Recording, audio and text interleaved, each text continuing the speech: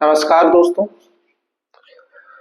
Science with Sharma ji channel पर आपका एक बार फिर से मैं स्वागत करता हूं। मैं हूं श्रेयांश शर्मा और आज मैं आपके साथ क्लास 10th केमिस्ट्री का कार्बोनेट्स कंपाउंड जो कि एक बहुत ही इंपॉर्टेंट चैप्टर है उसका लास्ट पार्ट लेके आया हूं, जिसमें आज हम पढ़ेंगे सोप्स एंड डिटर्जेंट्स के बारे में।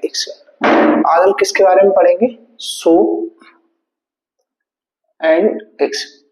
एंड डिटर्जेंट के बारे में। ठीक है, तो बेसिकली सोप होते क्या है? सोप मतलब जो आप साबुन का यूज करते हैं घर पे, हम उसी को हम सोप कहते हैं। ठीक है, तो बेसिकली ये भी कार्बन कंपाउंड्स है। अब ये कार्बन कंपाउंड कैसे हैं, क्या अटैच होता है इनमें, कैसे ये काम करते हैं, इन सारी चीजों को आज हम इस लेक्चर में देखने वाले हैं।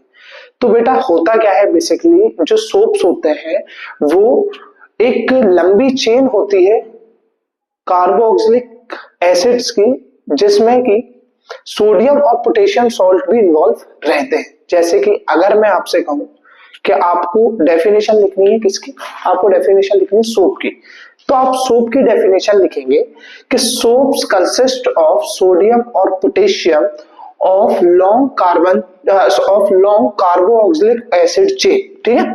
ठीक है, of long carboxylic acid chain. अब होता क्या है, इसके पास बेटा दो पार्ट्स होते हैं। It consist of a and a tail, मतलब एक हेड होता है इसके पास और एक टेल होता है बेसिकली। ठीक है, स्ट्रक्चर में आपको एक बताता हूं सोप का।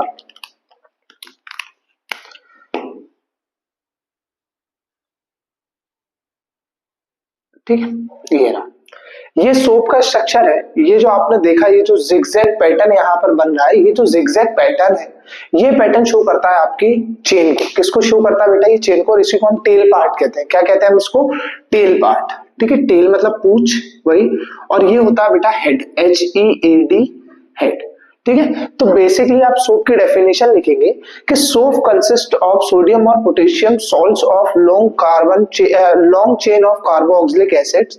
The ionic end of soap dissolve in water wire carbon chain dissolve in oil.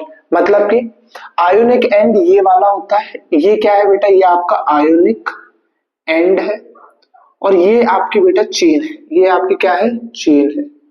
ठीक है, अब एक और चीज मैंने आपसे बोली, मैंने क्या बोला आपसे कि जो आयोनिक चेन रहती है, मतलब बेसिकली जो आयोनिक जो एंड रहता है, वो क्या किस में डिसॉल्व होता है बेटा? वो डिसॉल्व होता है वाटर में। तो ये किस में डिसॉल्व होता है? ये वाटर में डिसॉल्व होता है। और ये किस में डिसॉल्व होते हैं? ये चेन जो रहती है वो डिसॉल्व होती है ऑयल्स में। किस में डिसॉल्व होती है? ऑयल सॉल्युबल रहते हैं ऑयल में, तेल वगैरह। क्योंकि देखो सोप का, डिटर्जेंट का काम क्या है? डस्ट को हटाना। ठीक है, डस्ट, ठीक है, डस्ट तो नॉर्मल अपन कपड़ा फाड़ दोगे तो भी हट जाएगी। उसके अलावा ऑयल पार्टिकल्स, ऑयल डर्ट जो रहती है, डर्ट, DIRT, डर्ट, गंदगी। बेसिकली ये ज्यादातर कपड़ों पे किससे लगती है? ऑयल से लगती है। ठीक है, विजिबल है आपको सारी चीजें? ठीक है, तो बेसिकली ज्यादातर ये ऑयल से लगती है और इसको हटाने का काम कौन करते हैं? सोप और डिटर्जेंट करते हैं। तो वो कर क्या रहे होते हैं? उनका एक आयोनिक एंड होता है जो कि वाटर में सॉल्युबल होता है और इसको हम कहते हैं हाइड्रोफिलिक एंड। क्या कहते हैं हम इसको? Hydrophilic and. ठीक है, और ऐसा पार्ट जो ऑयल में सॉल्युबल होता है, पानी में सॉल्युबल नहीं होता, इसको हम कहते हैं हाइड्रोफोबिक एंड। ठीक है दोस्तों, फोबिक का मतलब आपको पता है, जिस चीज से आप रेगुलर बेसिस पे डरते हो वो फोबिक होता है। तो जो चेन इसके पीछे जो चेन लगी होती है, जो टेल होती है, वो बेसिकली हाइड्रोफोबिक होती है, वो पानी की तरफ अट्रैक्ट नहीं होती। लेकिन जो इसका आयोनिक पार्ट होता है वो पानी की तरफ अट्रैक्ट होता है, तो इसका नाम होता है हाइड्रोफिलिक एंड। ठीक है दोस्तों, चलिए देख लीजिए आप इसको एक बार। डेफिनेशन लिखिए आप पहले सोप की। सोप की आप डेफिनेशन क्या लिखेंगे? सोप की आप डेफिनेशन ऐसे लिख सकते हैं कि सोप्स आर सोडियम और potassium salts of long chain carboxylic acid and having general formula. हाँ ठीक है, मैं आपको एक जनरल फॉर्मूला के बारे में बताना भूल गया। जनरल फॉर्मूला क्या होता है इनका बेटा? जनरल फॉर्मूला होता है RCOONA। एक सेकंड में आपको बताता हूं इनका जनरल फॉर्मूला। सोप का जो जनरल फॉर्मूला होता है वो होता है RCOO- पॉजिटिव। ठीक है, तो ये जो पोर्शन होता है ये आपका Na, सोडियम में पोटेशियम में से कोई सा एक सॉल्ट रहता है। अच्छा, अब क्या है?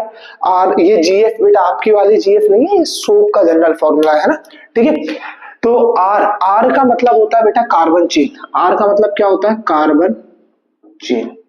ठीक है, कोई भी कार्बन चेन है, बेसिकली जो सोप के फॉर्मूला होता है उसमें आप एक याद रख सकते हो C17H35OONA, ठीक है।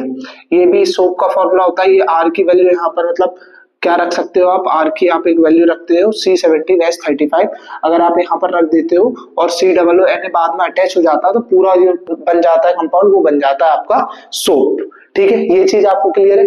इसके बाद आप हेडिंग डालेंगे cleaning action of soap, cleaning action of soap, ठीक है दोस्तों।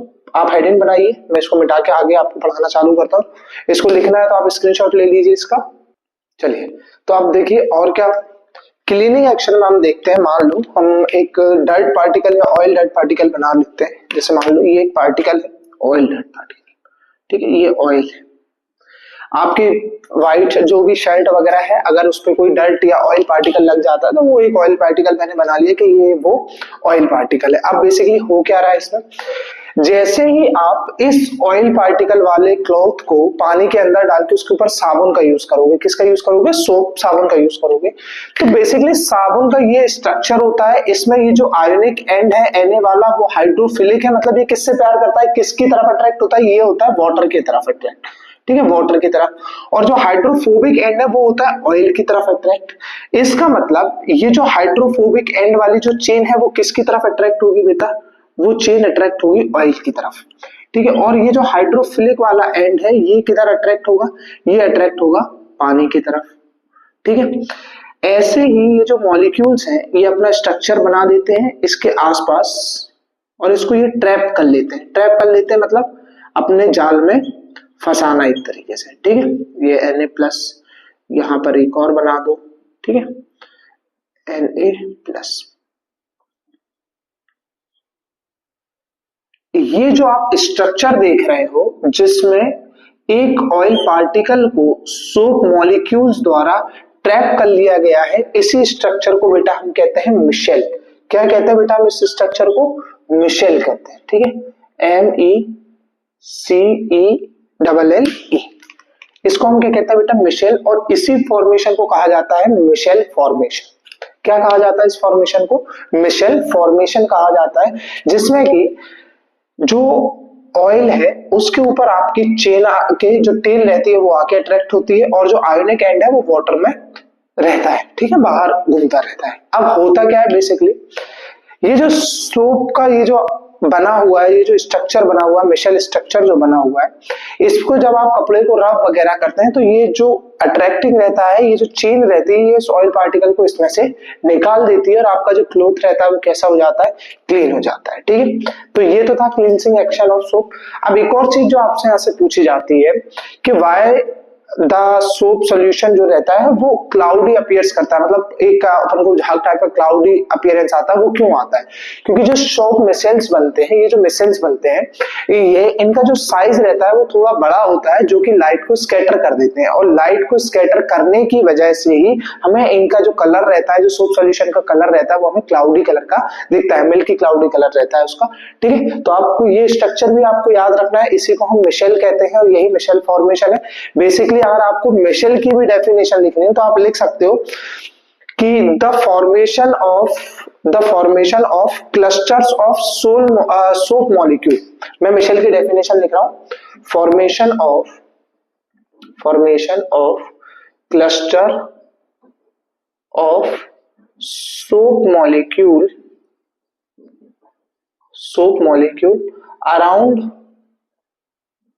oil / dirt is called Michel and this Michel helps in removing out of dirt, ठीक है। आप ये भी लिख लीजिए फटाफट से, जल्दी से नोट कर लीजिए, डायग्राम बनाने हैं, जनरल फॉर्मूला लिखना है उन चीजों का, लिखिए फटाफट से। चलिए अब बात करते हैं कि जब सोप है ही हमारे पास तो फिर हम डिटर्जेंट का यूज क्यों करते हैं कपड़ों को धोने के लिए, ठीक है। तो बेसिकली होता क्या है कि कहीं कहीं पर जो पानी है उसकी हार्डनेस ज्यादा होती है। बेसिकली हार्ड वाटर आप किसको कहते हैं, एक ऐसा मतलब जगह पर पाए जाने वाला पानी जहां पर कि कैल्शियम और मैग्नीशियम सॉल्ट ज्यादा पाए जाते हैं पानी के अंदर, कौन से बेटा, कैल्शियम और मैग्नीशियम सॉल्ट्स पानी के अंदर ज्यादा पाए जाते हो, वहां उस पानी को हम क्या कहते हैं, हार्ड वाटर कहते हैं। और बेसिकली जब सोप हार्ड वाटर के साथ रिएक्ट करता है, जब सोप हार्ड वाटर के साथ रिएक्ट करता है तो बेटा ये स्कम बना लेता है। स्कम बेसिकली एक इनसॉल्युबल सब्सटेंस है, ठीक है, जो कि इनसॉल्युबल रहता है, व्हाइट कलर का ही दिखता है, ठीक है। अब स्कम होता क्या, अगर मैं जनरल लैंग्वेज में समझाना चाहूँ, कभी माताजी घर पे ना हो आपकी, तो आप बेसिकली क्या करोगे, आपका जो जीन्स, मान लो एक जीन्स है, ठीक है, ब्लैक कलर का होना चाहिए, उसको जब आप सोप से धोकर और उसे सुखा दोगे तो उसके बाद आप देखोगे व्हाइट कलर की सोप लाइनिंग्स रह जाते हैं उस ब्लैक कलर के जीन्स के ऊपर। जो प्योर ब्लैक टाइप का होगा जीन्स, थोड़ा डार्क ब्लैक होगा, उस पर आपको ये चीज देखने को मिलेगी। वो क्यों हो रहा है, क्योंकि जो आपके यहाँ का हार्ड वाटर है, हार्ड वाटर बेसिकली खारा पानी जिसको हम कहते हैं, हार्ड वाटर के साथ जब सोप रिएक्शन करता है तो बेटा स्कम का प्रोड्यूस कर लेता है। ये जो व्हाइट व्हाइट आपको लाइनिंग दिख रही है ना, वो स्कम की दिख रही है, क्योंकि वो इनसॉल्युबल है पानी के अंदर, ठीक है। तो वो उसकी जो जीन्स है उसके सरफेस पे आ गया चिपक के, ठीक है, तो वो क्या कहलाता है, स्कम कहलाता है।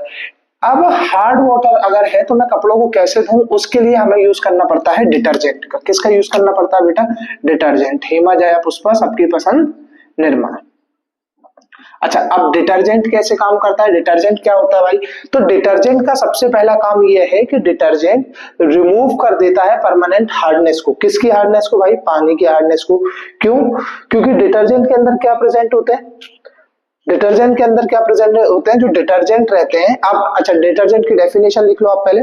Detergents are generally sodium salt of sulphonic acids और अमोनियम सॉल्ट विथ क्लोराइड और ब्रोमाइड आयंस, ठीक है, क्लोराइड और ब्रोमाइड आयंस, ये भी लिख लो आप फटाफट से, ये चीज भी इंपॉर्टेंट है आपके लिए, है ना।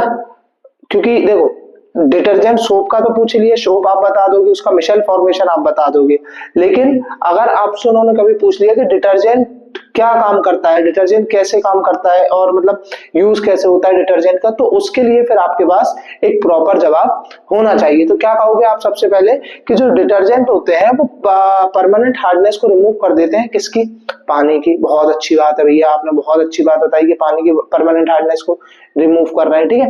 अब बेसिकली हो क्या रहा है इनमें, अच्छा मैं एक और चीज बता देता हूँ आपको।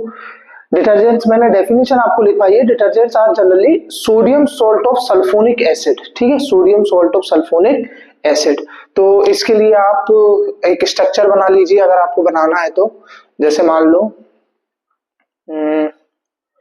ये इसकी चेन हो सकती है बेसिकली, यहाँ पर आप क्या जोड़ दो, सल्फोनिक एसिड SO3Na जोड़ दो यहाँ पर, ठीक है।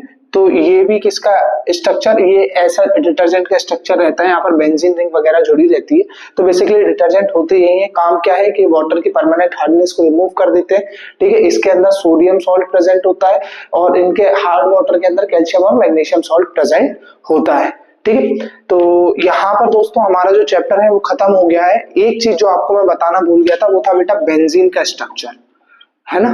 और बेंजीन का स्ट्रक्चर क्या होता है, बेंजीन का फॉर्मूला होता है C6H6, जिसमें कि रिंग बनती है, रिंग बनती है, ठीक है। देखो मतलब कि एक कार्बन, दूसरा कार्बन, तीसरा कार्बन, चौथा कार्बन, पांचवा कार्बन और छठवां कार्बन, और ये 6 कार्बन के बीच में अनसर्टेन पोजीशंस पर डबल बॉन्ड रहते हैं, ठीक है।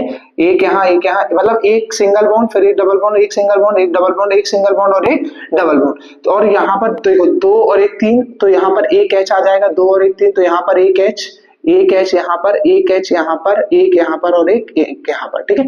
तो इसी का नाम होता है बेटा बेंजीन, ठीक है। बेसिकली ये स्ट्रक्चर आया कहां से, तो जब आप साइक्लिक हेक्सेन बनाओगे, जब आप 6 कार्बन को सिंगल बॉन्ड के साथ जोड़ते हो, एक, ठीक है, 1 2 3 4 5 6, ठीक है। और इन सब में कितने H लगाओगे आप, H2, यहाँ पर भी आप H2 लगाओगे, यहाँ पर भी आप H2 लगाओगे, ठीक है, यहाँ पर भी आप H2 लगाओगे, और ये भी H और ये भी H। तो इसका नाम बनता है बेटा साइक्लोहेक्सेन। क्या बनाता है इसका नाम, साइक्लोहेक्सेन, ठीक है, हेक्सेन, ठीक है। बेसिकली क्योंकि इसमें सब जगह सिंगल बॉन्ड है और इसमें डबल बॉन्ड लग जाता है, इसलिए इसका नाम हो जाता है बेंजीन, और इसका केमिकल फॉर्मूला होता है C6H6। तो यहाँ पर आज हमारा चैप्टर होता है कंप्लीट। मैं आपको इसके कुछ क्वेश्चंस की वीडियोस, 2-3 जो इंपॉर्टेंट क्वेश्चंस हैं उन क्वेश्चंस की वीडियोस और मैं आपको बनाकर देने वाला हूँ। अगली वीडियो में आपके पास वो क्वेश्चंस रहेंगे जिससे बहुत इंपॉर्टेंट है, जो पूछे ही जाते हैं, ठीक है। बाकी आप चैनल को लाइक कीजिए, है ना, वीडियो को लाइक कर दीजिए, चैनल को सब्सक्राइब कर दीजिए, शेयर कर दीजिए और थोड़ी मेहनत करिए एग्जाम के लिए, एग्जाम नजदीक है, ठीक है दोस्तों। तब तक के लिए थैंक यू, बाय बाय, और ध्यान रखें अपना, स्वेटर वगैरह कंप्लीटली पहने, सर्दियां आ रही हैं। जय हिंद।